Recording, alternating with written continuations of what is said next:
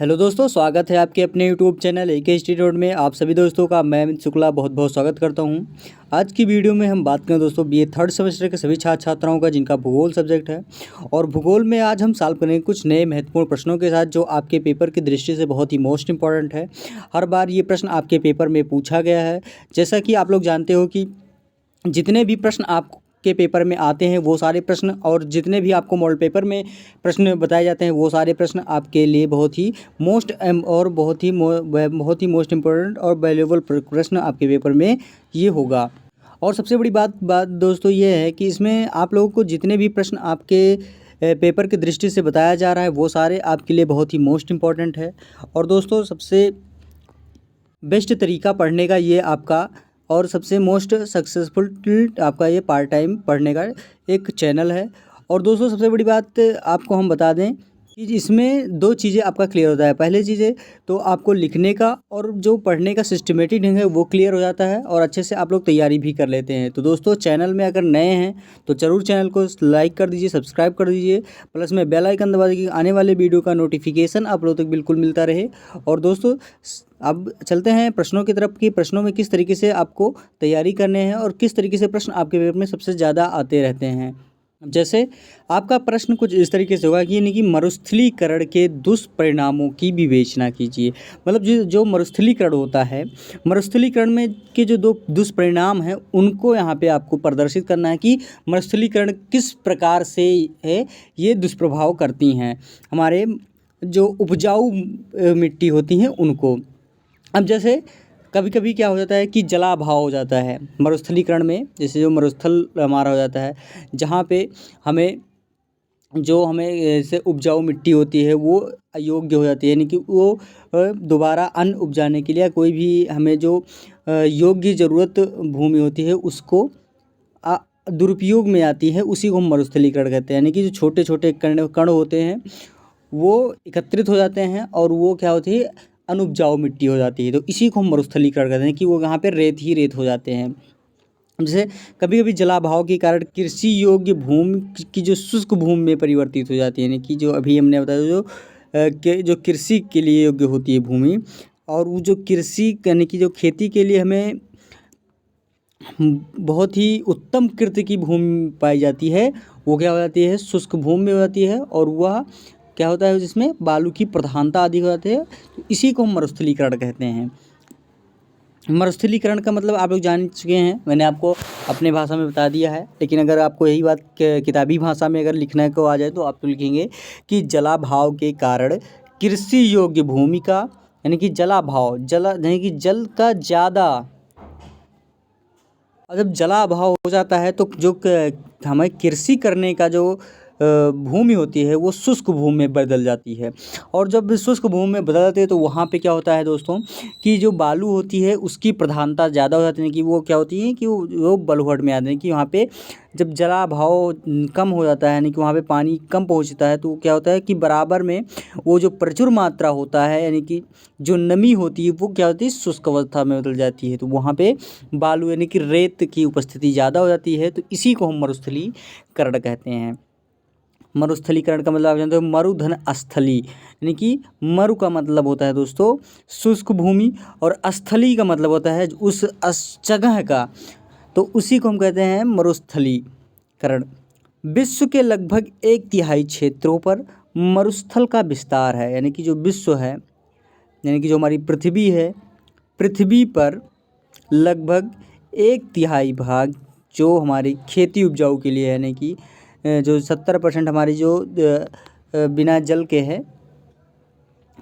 तो ये हमारी जो है उसमें से 1/3 भाग क्या है, मरुस्थल है, जहाँ जलाभाव के कारण जैव जीवन नागण्य है। यानी कि जल अभाव के कारण वहाँ पे जो हमारी जैव जीवन है वो ना के बराबर है। रेतीली मरुस्थल का विकास तीव्र हवा द्वारा बालू को उड़ाए जाते रहने से होता है। जो रेतीली मरुस्थल होते हैं उनका जो रेतीली मरुस्थल होते हैं वो कभी कभी एक ही जगह से दूसरे जगह पे कैसे जाते हैं, वो क्या होता है कि हवा तेज से चलती है, तीव्र से हवा होती है, और जितने भी वहाँ के जो रेतीली मिट्टी होती है वो एक स्थान से एकत्रित करके वो हवा के द्वारा दूसरे स्थान पे वो लेके जाके इकट्ठे कर लेते हैं। और थार मरुस्थल का विस्तार इसी प्रकार से होता जा रहा है। जो थार मरुस्थल हमारा है वो उसका जो बढ़ोतरी है वो इसी के कारण हो रहा है, इनकी कि एक स्थान से दूसरे स्थान पर मिट्टी हमारी क्या होती है, बदलती जा रही है।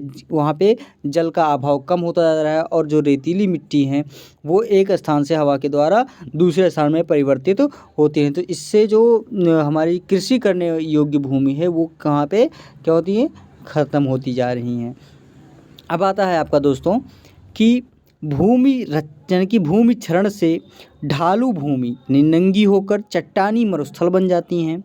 हिमालय क्षेत्र यानी जो हिमालय क्षेत्र है और दक्षिण के पठारी भाग में इसी प्रकार के मरुस्थल विकसित होते जा रहे हैं। पथरीला मरुस्थल हवा उड़ाव से विकसित होता है, जहाँ महीन कणों की मिट्टी उड़ जाती है और बजरी चट्टानें बची रहती हैं। राजस्थान के अनेक भागों में ऐसी क्रिया प्रगतिशील हैं। यानी जिस तरीके से जो हमारा मरुस्थलीकरण होने की जो पथरीली मरुस्थल हैं वो हवा के उड़ाव से विकसित होता जा रहा है, जहां महीन कणों की मिट्टी उड़ जाती हैं और बजड़ी चट्टानें बची रह जाती हैं। इससे क्या होता है कि जो हमारी अच्छी और उपजाऊ कृषि योग्य भूमि है वो मरुस्थल में बदलती जा रही हैं।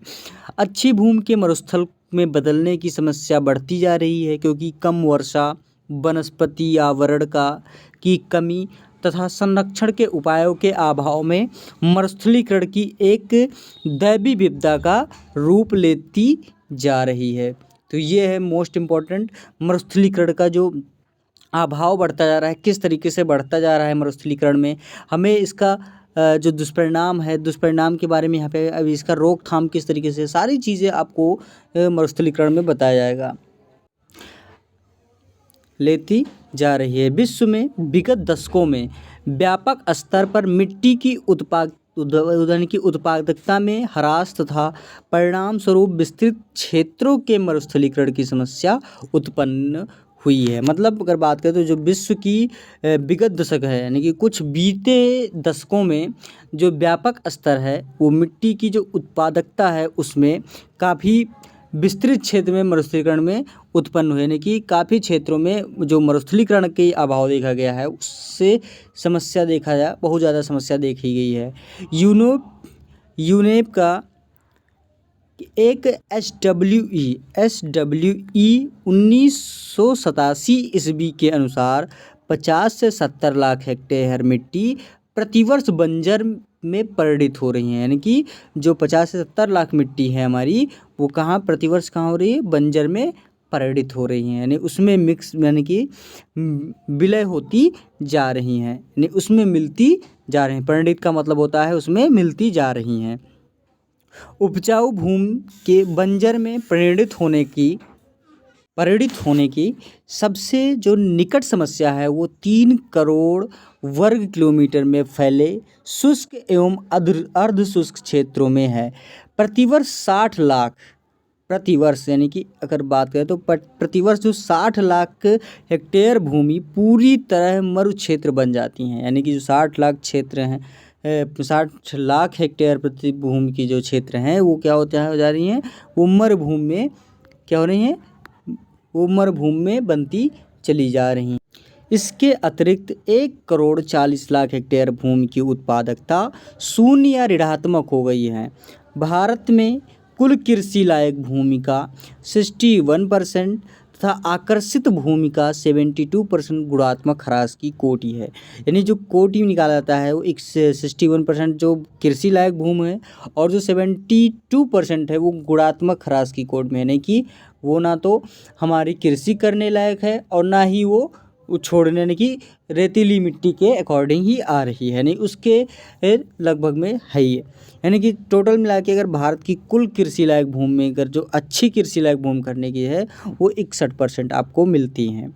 ऐसा अनुमान किया जाता है कि मानव के इतिहास काल में लगभग 200 करोड़ हेक्टेयर भूमि कृषि के लिए बेकार हो चुकी हैं, जबकि विश्व की विद्यमान कुल कृषिगत भूमि 150 करोड़ हेक्टेयर मिट्टी में गुणात्मक ह्रास से ही मरु क्षेत्र का विस्तार होता है। यूनेप के 1984 ईस्वी के एक सर्वेक्षण में पता चलता है कि विश्व में अब तक 450 करोड़ हेक्टेयर क्षेत्र में मरुभूमि में परिणत हो चुका है। इसमें 30% बुरी तरह प्रभावित क्षेत्र हैं, यानी कि जो इसमें 30% क्षेत्र हैं वो पूरी तरह से क्या है, प्रभावित हो चुकी हैं। ऐसे क्षेत्र जैसे सहारा मरुस्थल आते हैं। ऐसे क्षेत्र में जो आपके होते हैं दोस्तों, वो होते हैं आपके, जैसे आपके आगे सहारा आपके हो गए, सहारा मरुस्थल। फिर आते हैं अबिसीनिया पठार हो गए, नमीबिया, अंगोला, मध्य पूर्व अफगानिस्तान से चीन तक, एशिया का मध्य भाग हो गया, पाकिस्तान, भारत के पश्चिमी शुष्क क्षेत्र जो राजस्थान का कुछ क्षेत्र आता है, और पश्चिमी घाट की वृष्टि छाया में पकड़ने वाला ऑस्ट्रेलिया के विशाल भूभाग, संयुक्त राज्य में Arizona, new Mexico, California, Indies के उच्च पठारी भाग तथा ब्राज़ील की उत्तरी पूर्वी क्षेत्र है। मिट्टी के गुणात्मक ह्रास तथा मरु क्षेत्र के विस्तार का प्रभाव विश्व के 66 करोड़ लोगों पर पड़ा है। तो इस तरीके से जो हमारी मरुभूमि की उपस्थिति है, इसमें कितने कितने हमारी भूमि बेकार हो चुकी है, कितने लायक है, और कौन कौन से देश इससे प्रभावित हैं। तो ये सारे आपको वहाँ पे हमने एक आपको क्वांटम के ज़रिए हमने पॉइंट टू पॉइंट बताया है। अब आता है नेक्स्ट पॉइंट, फिर आता है भारत सरकार ने। अब भारत सरकार ने क्या इसमें समस्या का निपटने के लिए उन्होंने क्या चीज़ें की है, आइए हम यहाँ पे बात करते हैं। जैसे भारत सरकार ने मरुस्थलीकरण की समस्या से निपटने के लिए, यानी उससे एक मोर्चा लेने के लिए, यानी उस पर हमें एक यानी कि हमारी भारत सरकार ने मरुस्थलीकरण के लिए एक बहुत बड़ा उस पर एक्शन लिया है, जिसमें उन्होंने बताया है कि निपटने के लिए मरुस्थल शोध संस्था की स्थापना की है, और ऐसे अन्य प्रयास किए जा रहे हैं जिससे इस समस्या का समाधान किया जा सके।